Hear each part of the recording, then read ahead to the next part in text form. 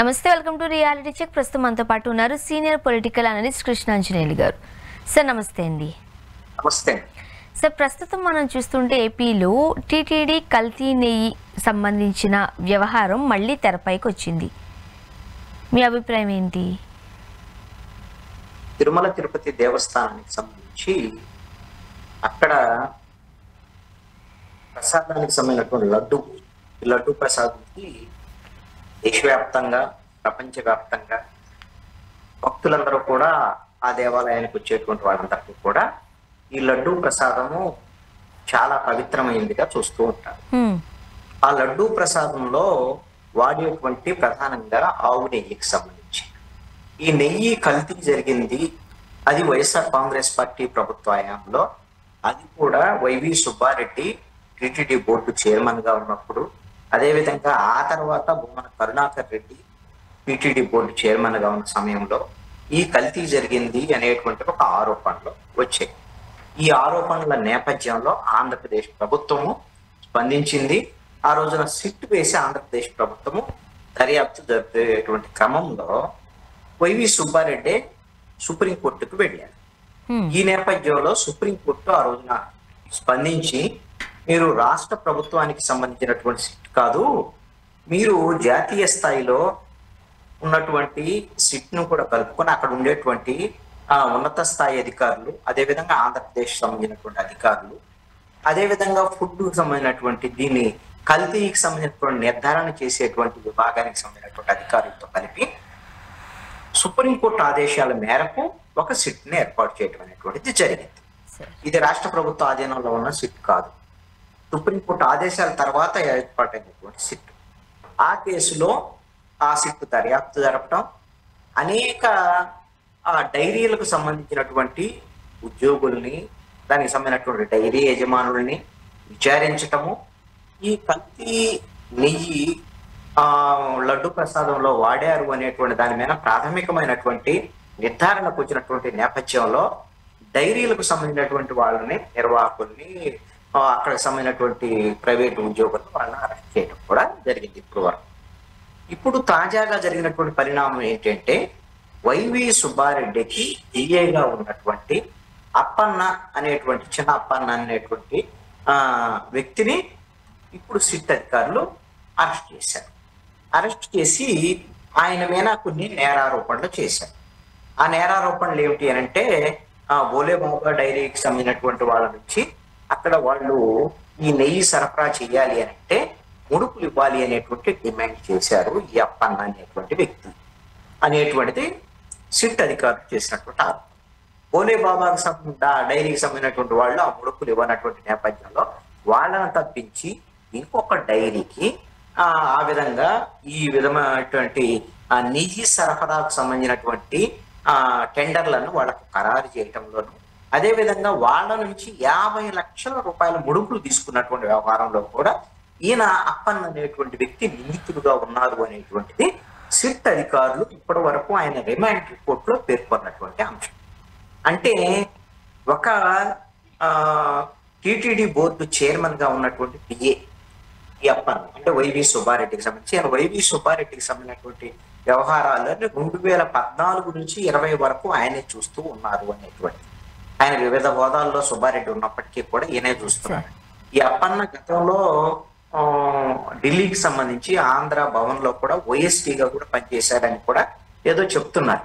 అయితే నా ప్రభుత్వ ఉద్యోగాలు లేకపోతే ఏమన్నా ఒకవేళ ప్రైవేట్ ఎంప్లాయీకి సంబంధించినటువంటి వ్యక్తి ఏంటి అనేది ఇంకా పూర్తి స్థాయి అన్ని కూడా ఈ సిట్కి సంబంధించినటువంటి అధికారులు వెల్లడించేదానికి అవకాశం ఉంటుంది.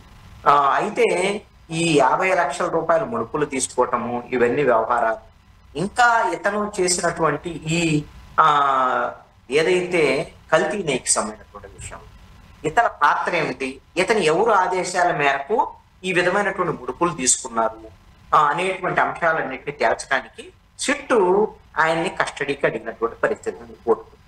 బహుశా కస్టడీకి ఇస్తే ఆయన విచారించి ఈయన ఎవరి ఆదేశాల మేరకు డబ్బులు వసూలు చేశాడు. ఒక పిఏ ఫోన్ చేస్తే TTD board chairman PA phone చేసినంత మాత్రాన డైరీకి సంబంధించినటువంటి వాళ్ళు లక్షల అంటే 50 లక్షలు అంటే 1/2 కోటి రూపాయలు డబ్బులు ఇవ్వరు కదా. మరి అది ఒక పిఏ స్థాయిలో జరిగేటువంటి పని. కాదు.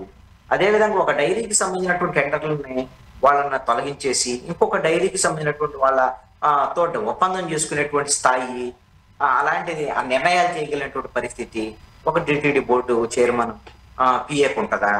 ఇది నమ్మశక్తి అనేటువంటి విషయం. అరెస్ట్ చేశారు కాబట్టి ఆయన ఎవరు చెప్తే చేశాడు అంటే దీంట్లో వైవి సుబ్బారెడ్డి పాత్ర ఉండొచ్చు అనేటువంటి దాని మీద మనకు ఒక సంకేతాలు ఈ అరెస్టును బట్టి అందుతున్నటువంటి అంశం. ఒకవేళ ఆధారాలు వస్తే అందుకు వైవి సుబ్బారెడ్డికి కూడా నోటీసులు ఇచ్చి వైవి సుబ్బారెడ్డిని కూడా విచారణ తర్వాత ఆధారాలు ఉంటే అరెస్ట్ చేసేదానికి అవకాశాలు ఉండొచ్చు. ఇప్పటి వరకు ఈ కేసు అంటే ప్రధానంగా కూటమి ప్రభుత్వం వచ్చిన తర్వాత ఒక అతిపెద్ద సంచలనాత్మకమైనటువంటి కేసు కింద ఇది వెలుగులోకి వచ్చింది. ఆ రోజున ముఖ్యమంత్రి దీని మీద వ్యాఖ్యలు చేయటము, అదేవిధంగా డిప్యూటీ సీఎం ఏకంగా ఈ జరిగినటువంటి అంతా హిందూ ధర్మానికి అపవిత్రత అంతా వచ్చింది అనేటువంటి దాని మీద ఆయన దీక్ష తీసుకోసం, వారాహి దీక్ష, ఇలాంటి అంశాలన్నింటిలో ఇది దేశవ్యాప్తంగా కూడా ఒక చర్చనీయాంశంగా మారింది. ఆ రోజున డిప్యూటీ సీఎం గా ఉన్నటువంటి పవన్ కళ్యాణ్ ఈ విధమైనటువంటి కల్తీ నెయ్యితో తయారు చేసినటువంటి లడ్డూలు రామ మందిరము ప్రారంభోత్సవం సందర్భంగా అక్కడ కూడా టిటిడి బోర్డు పంపించింది అనేటువంటి మాటలు కూడా ఆ రోజున మాట్లాడారు. కాబట్టి ఇది దేశవ్యాప్తంగా ఒక చర్చ జరుగుతున్నటువంటి అంశం. ఇప్పటికే చాలా జాప్యమైంది సిట్ దర్యాప్తుకు సంబంధించినటువంటి వ్యవహారంలో.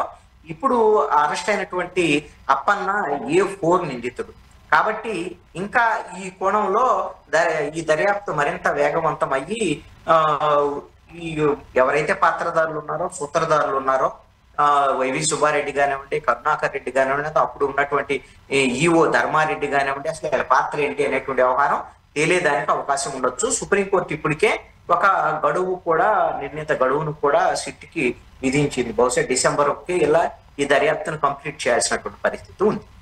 అండ్ మరోపక్క టీటీడీ బోర్డు మెంబర్ అలానే టీడీపీ ఎమ్మెల్యే ఎంఎస్ రాజు గారు భగవద్గీతకు సంబంధించి కొన్ని కామెంట్స్ చేశారు. అవి ప్రస్తుతానికి చాలా వివాదాస్పదమవుతున్నాయి. ఎలా చూడాలి? తెలుగుదేశం పార్టీకి సంబంధించినటువంటి ఎమ్మెల్యే ఎంఎస్ రాజు ఆయన టీటీడీ బోర్డు మెంబర్ కూడా. అయితే ఏ సందర్భంలో ఏ వ్యాఖ్యలు చేశారు అనేటువంటిది ఇక్కడ మనం ఒకసారి ఆలోచించాలి. ఆ సందర్భం ఏమిటి అని అంటే భారత రాజ్యాంగ నిర్మాత డాక్టర్ బిఆర్ అంబేద్కర్ విగ్రహ ఆవిష్కరణ, అదేవిధంగా కేంద్ర మంత్రిగా కాంగ్రెస్ ప్రభుత్వంలో అదేవిధంగా ఉప ప్రధానిగా పనిచేసినటువంటి బాబు జగజ్జీవన్ రావు సంబంధించినటువంటి విగ్రహ ఆవిష్కరణ. ఈ రెండు విగ్రహాల ఆవిష్కరణకు సంబంధించినటువంటి ఒక సభ అనంతపురం జిల్లా మడకశిర నియోజకవర్గం ఆ ప్రాంతంలో జరిగింది. దానికి మొత్తం కార్యక్రమ నిర్వహణ బాధ్యతలు నిర్వర్తించినటువంటి ఎంఎస్ రాజు ఆ సభలో మాట్లాడారు. ఆ సభకు సంబంధించినటువంటి వివరాలన్నింటినీ ఆ రోజు ఆయన మాట్లాడినటువంటి మాటలు కూడా నేను విన్నాను. ఆయన మాట్లాడింది ఏమిటి అని అంటే ఎవరైతే దళిత జాతికి సంబంధించి, బహుజనులకు సంబంధించి, పేద వర్గాలకు సంబంధించి వీళ్ళ బతుకులు మార్చినటువంటిది భారత రాజ్యాంగము. వీళ్ళ బతుకుల్ని భగవద్గీత మార్చలేదు అనేటువంటి విషయాన్ని ఆయన చెప్పాడు. అదేవిధంగా ఏదైనా సరే మత సంస్థలకు సంబంధించినటువంటిది ఖురాన్ కావచ్చు, లేకపోతే బైబిల్ కావచ్చు, ఈ విధమైనటువంటి విషయంలో మా జీవితాలను మొత్తాన్ని మార్చింది మాకు రాజ్యాంగం. ఆ రాజ్యాంగం వల్లే మాకు హక్కులు సంక్రమించాయి అని మాట్లాడారు. దాంట్లో ఏమి తప్పుందని మాట్లాడుతున్నారు అంటే మాట్లాడేటువంటి వాళ్ళు బీజేపీకి సంబంధించినటువంటి TTD board member Bhanu Prakash Reddy ఒక అంశాన్ని లేవనెత్తాడు. ఈయన టీటీడీ బోర్డు మెంబర్గా ఉండి ఎలాగా మాట్లాడతాడు, ఒక భగవద్గీత ఇది హిందువులకు మొత్తానికి పవిత్రమైనటువంటి గ్రంథం, అలాంటి దాన్ని కించపరిచేటువంటి విధంగా మాట్లాడాడు ఎంఎస్ రాజు అని అంటాడు. ఇప్పుడు హిందువులకే కాదు, చాలా మంది హిందువేతరులు కూడా భగవద్గీతని గౌరవిస్తారు. మరి ఎంఎస్ రాజు ఏమైనా భగవద్గీత మంచిది కాదన్నాడు, చెడ్డదన్నాడా, లేకపోతే దాన్ని ఏమైనా అవమానించాడా? ఏం లేదు. రాజ్యాంగం వల్ల మాకు ఈ హక్కులు వచ్చినాయి, భగవద్గీత వల్ల రాలేదు అని చెప్పాడు. అది నిజం కూడా. ఇప్పుడు దాన్ని విశ్వ హిందూ పరిషత్ వాళ్ళు, బీజేపీకి సంబంధించినటువంటి వాళ్ళు గొడవ చేస్తున్నారు.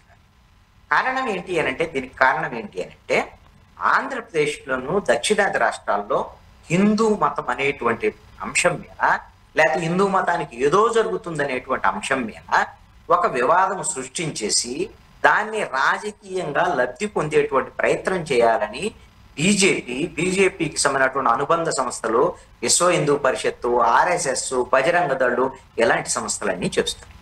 నేను ఎంఎస్ రాజుకు సంబంధించినటువంటి వ్యాఖ్యలు సమర్థనీయమైనటువంటి వ్యాఖ్యలు నేను ఎందుకు అంటున్నాను అని అంటే, ఎంఎస్ రాజు ఒక దళిత సామాజిక వర్గానికి సంబంధించినటువంటి మాదిక సామాజిక వర్గానికి సంబంధించినటువంటి వ్యక్తి. హిందూ ధర్మము లేకపోతే హిందూకు సంబంధించినటువంటి సనాతన ధర్మాలు ఇవన్నీ ఏం చెప్తున్నాయి? ఒక నిచ్చెన మెట్ల సమాజం అనేటువంటిది ఉంది అని హిందూ మతం చెప్తుంది. దాని ప్రకారంగా పరిపాలించేటువంటి వాళ్ళు క్షత్రియులుగా ఉండాలి, వ్యాపారాలు చేసేటువంటి వాళ్ళందరూ వైశ్యులుగా ఉండాలి, పూజారులుగా ఉండేటువంటి వాళ్ళందరూ బ్రాహ్మణులుగా ఉండాలి, మిగతా వాళ్ళందరూ శూద్రులుగా ఉండేటువంటి వాళ్ళందరూ కూడా వ్యవసాయం చేసుకోవాలి, పనులు చేసుకోవాలని చెప్పి దళితులు అనేటువంటి వాళ్ళ మనుషులుగానే వాళ్ళు లెక్కే వేయలేదు హిందూ ధర్మం ప్రకారంగా.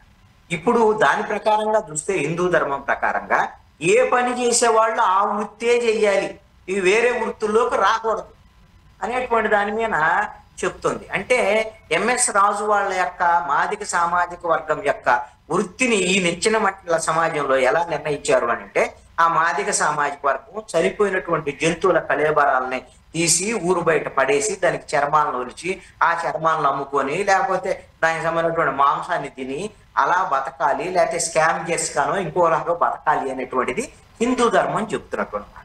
మరి హిందూ ధర్మం ప్రకారంగా అయితే ఎంఎస్ రాజు ఇప్పుడు ఎమ్మెల్యే అయ్యేవాడా, టీటీడీ బోర్డు మెంబర్ అయ్యేవాడా? ఈ రోజున ఆయన భారత రాజ్యాంగం డాక్టర్ బిఆర్ అంబేద్కర్ కల్పించినటువంటి హక్కుకు అనుగుణంగా ఎవరైనా సరే భారతీయ పౌరుడు వాళ్ళ మానసిక స్థితి కింద సరిగ్గా ఉంటే, ఏం చదువుకున్నా చదువుకోకపోయినా, ఏ కులమైనా ఏ మతమైనా సరే వాళ్ళు వయోజన ఓటర్లు అయిన తర్వాత, ఒక నిర్ణీత వయసు వచ్చిన తర్వాత వాళ్ళు ఎమ్మెల్యేగా పోటీ చేయొచ్చు, ఎంపీగా పోటీ చేయొచ్చు, గెలవచ్చు, చట్టసభలకు వెళ్ళి చట్టాలు కూడా చేయొచ్చు అనేటువంటిది రాజ్యాంగం కల్పించినటువంటి హక్కు ప్రకారంగా ఎంఎస్ రాజు ఎమ్మెల్యే అయ్యారు. కాబట్టి ఆయన భారత రాజ్యాంగం వల్ల తన ఎమ్మెల్యే అయ్యాడు, తన జాతికి సంబంధించినటువంటి వాళ్ళు ఉద్యోగ ఉపాధి అవకాశాలు వస్తున్నాయి, గౌరవం పొందుతున్నారు, మాట్లాడటానికి కావలసినటువంటి ఒక భావ ప్రకటన స్వేచ్ఛ భారత రాజ్యాంగం కల్పించింది అనేటువంటి మాటలు మాట్లాడారు. ఏంటి తప్పేముంది దాంట్లో? ఆయన భగవద్గీతని అవమానించాడు, ఏమో అవమానించాడు. ఆయన రాజ్యాంగానికి సంబంధించి దళితులకు సంబంధించి ఇంతమంది బడుగు బలహీన వర్గాలు ఈరోజు చదువుతున్నారు అన్నా, లేకపోతే చట్టసభలకు వెళుతున్నారు అన్నా, ఇంకొక రకంగా వాళ్ళు అభివృద్ధి చెందుతున్నారు అన్నా దానికి మూలం రాజ్యాంగం అన్నారు. సో ఈయన ఒక భారతీయుడిగా మాట్లాడేటప్పుడు ఈ మధ్యలోకి మతం ఎందుకు వచ్చింది, భగవద్గీత ఎందుకు వచ్చింది అనేది కొంతమందికి అర్థం కాని ప్రశ్న.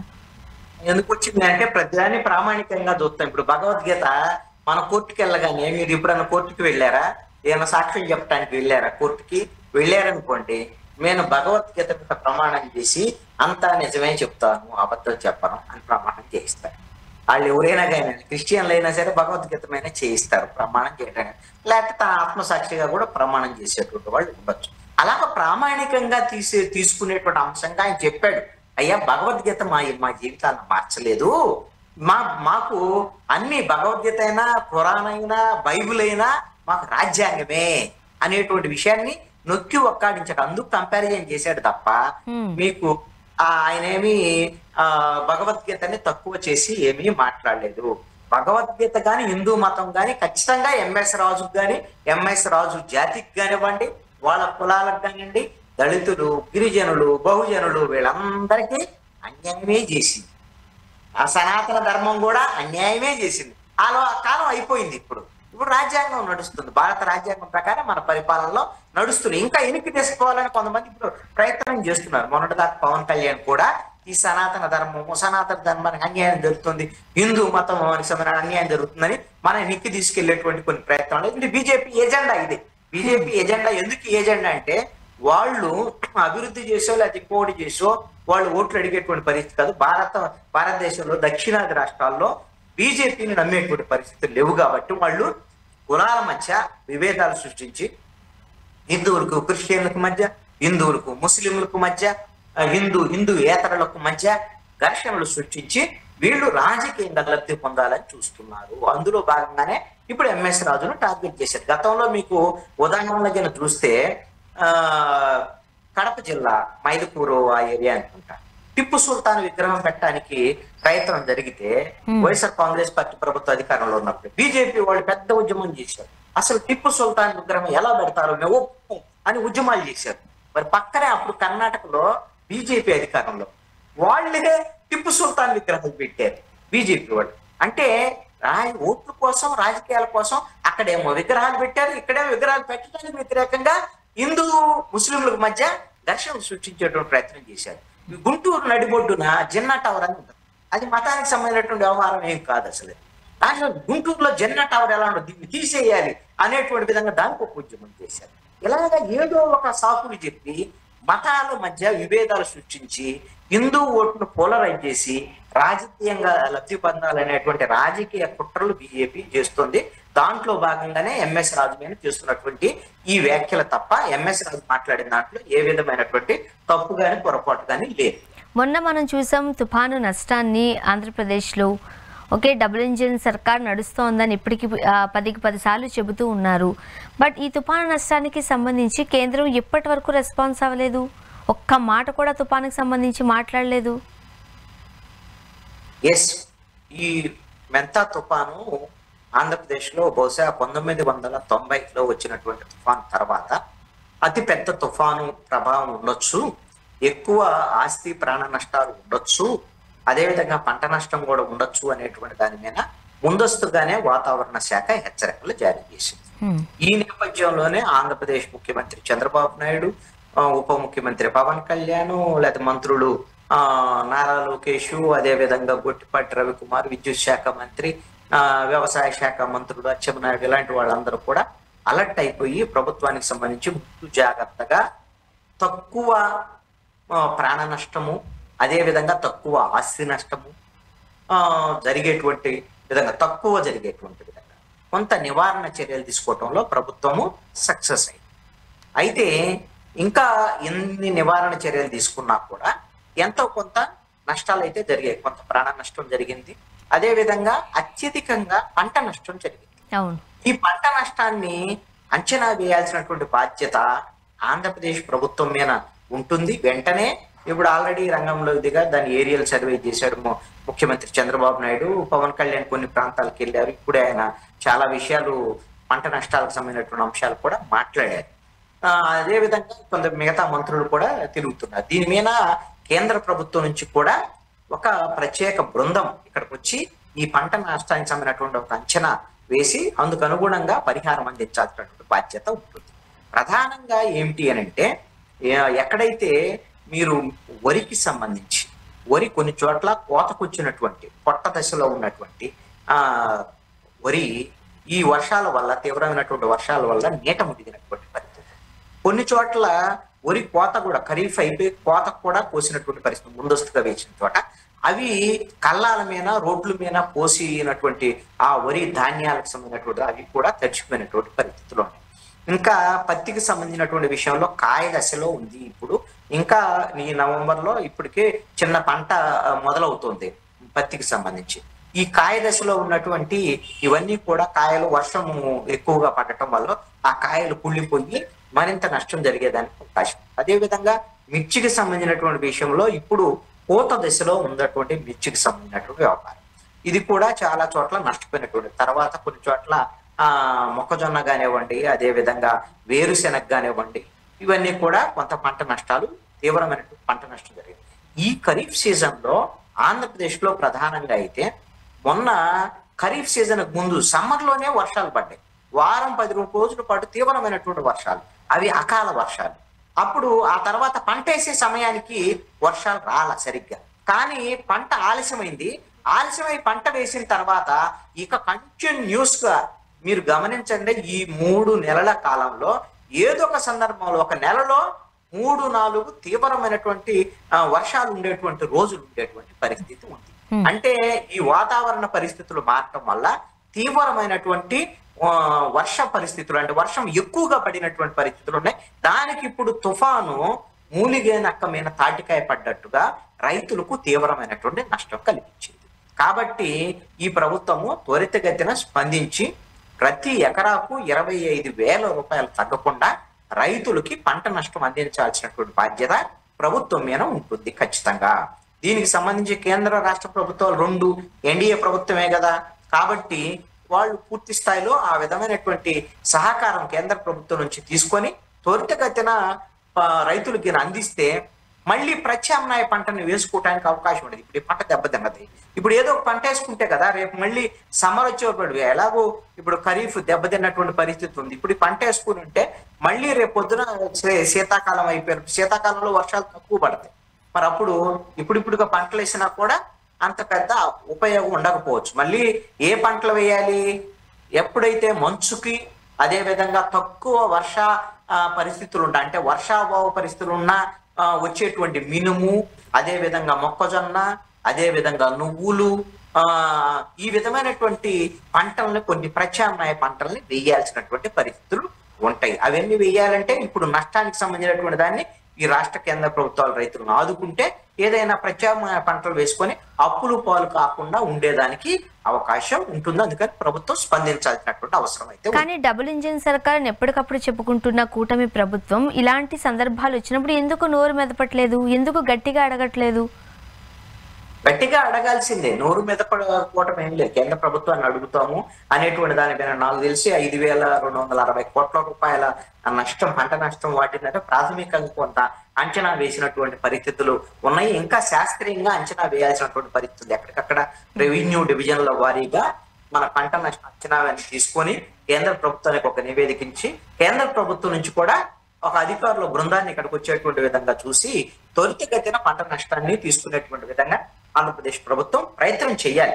ఇప్పటికే ఈ సంవత్సరంలో నేను చెప్పినట్టుగా చాలా సార్లు వర్షాలు పట్టి పంటలు దెబ్బతిన్నటువంటి పరిస్థితి ఉంది. వాటికి సంబంధించినటువంటి నష్టాలకు సంబంధించినటువంటి పరిహారమే ఇంకా అందలేదు అనేటువంటి బాధ కూడా రైతుల్లో ఉంది. ఆ విధమైనటువంటి విషయంలో ఇప్పుడు ప్రభుత్వం అయిపోతే ఈ తుఫానుకు సంబంధించినటువంటి నష్ట నివారణ చర్యల్లో కొంత ప్రయత్నం అయితే ఫలించింది. ఎక్కువ ప్రాణ నష్టం జరగకుండా ముందస్తుగా అలర్ట్ చేయటం కానివ్వండి, ఎక్కడికక్కడ వాగులు, కుంటలు, చెరువులు నిండిపోయిన చోట్ల వాటి గండి కొట్టి తొలగించేటువంటి పరిస్థితి కానివ్వండి, ఎక్కడైనా సరే రవాణా దెబ్బతిన్నటువంటి చోట్ల మళ్ళీ వెంటనే పునరుద్ధరించేటువంటి పరిస్థితి కానీ, విద్యుత్తు స్తంభాలు దెబ్బతిన్న చోట్ల వెంటనే విద్యుత్తు సంబంధించినటువంటి పునరుద్ధరణ కానివ్వండి, రోడ్లకు అడ్డంగా చెట్లు పడిపోయినటువంటి పరిస్థితులు త్వరితగతిన వాటిని తొలగించినటువంటి వ్యవహారాలు కానీ, ఇవన్నీ కూడా వేగవంతంగా గతంలో ఉన్నటువంటి పరిస్థితుల కన్నా భిన్నంగా కొంత మంచి రెస్పాన్స్ అయితే మన డిజాస్టర్ మేనేజ్మెంట్ నుంచి ఉంది. అది మంచి పరిణామమే. కానీ జరిగినటువంటి పంట నష్టాలకు సంబంధించినటువంటి విషయంలో అంచనా వేసి వాళ్ళని ఆదుకునేటువంటి ప్రయత్నం జరగాల్సినటువంటి అవసరం, అది త్వరితగతిన జరగాలి. సార్, నెక్స్ట్ మనం తెలంగాణ వస్తే రాజ్ భవన్ లో ఈ రోజు మంత్రిగా అజారుద్దీన్ గారు ప్రమాణ స్వీకారం చేశారు. ఇప్పుడు అక్కడ ఉన్నటువంటి తెలంగాణలో ప్రధానంగా జూబ్లీ హిల్స్ ఉప ఎన్నిక, అసెంబ్లీ ఉప ఎన్నిక జరుగుతుంది. అక్కడ మాగంటి గోపీనాథ్ చనిపోయారు, మాగంట సునీత ఇప్పుడు బీఆర్ఎస్ తరఫున పోటీ చేస్తున్నారు, కాంగ్రెస్ పార్టీ తరఫున నవీన్ యాదవ్ పోటీ చేస్తున్నటువంటి పరిస్థితి ఉంది, బీజేపీ తరఫున దీపక్ రెడ్డి పోటీ చేస్తున్నారు. ఇది ఉప ఎన్నిక, ఒక్క అసెంబ్లీకి సంబంధించినటువంటి ఉప ఎన్నికే. కానీ ఇది అన్ని మూడు పార్టీలకి చాలా ప్రెస్టీజియస్ గా మారినటువంటి ఎన్నిక కింద ఉంది. ప్రధానంగా అధికార కాంగ్రెస్ పార్టీకి ఈ ఎన్నికల్లో ఓడిపోతే కాంగ్రెస్ ప్రభుత్వం యొక్క పనితీరు బాగలేదు అనేటువంటి విధంగా విమర్శించడానికి ఒకవైపున ప్రతిపక్ష పార్టీలుగా ఉన్నటువంటి బీఆర్ఎస్, ఇంకొక వైపున బీజేపీ, రెండు కూడా కాంగ్రెస్ మీద కత్తులు దూస్తున్నటువంటి పరిస్థితి ఉంది. ఈ పరిస్థితిలో అక్కడ ఉప ఎన్నికల్లో కాంగ్రెస్ పార్టీ అభ్యర్థి నవీన్ యాదవ్ ఓడిపోతే ఇది ప్రతికూలమైనటువంటి ప్రభావాన్ని ప్రభుత్వం మీద చూపించేదానికి అవకాశం ఉంటుంది రాజకీయంగా. ఈ అంశం మీదనే అందుకని ముందు జాగ్రత్తగా అక్కడ జూబ్లీ హిల్స్ అసెంబ్లీ నియోజకవర్గంలో 25% మంది ఓటర్లు దాదాపుగా ముస్లింస్ ఉన్నటువంటి పరిస్థితి. అత్యధిక మంది సినిమాకు సంబంధించినటువంటి పరిశ్రమ కార్మికులు, అదేవిధంగా చాలా చేతి వృత్తులకు సంబంధించినటువంటి వాళ్ళు, ఇలాంటి వాళ్ళు ఉన్నారు.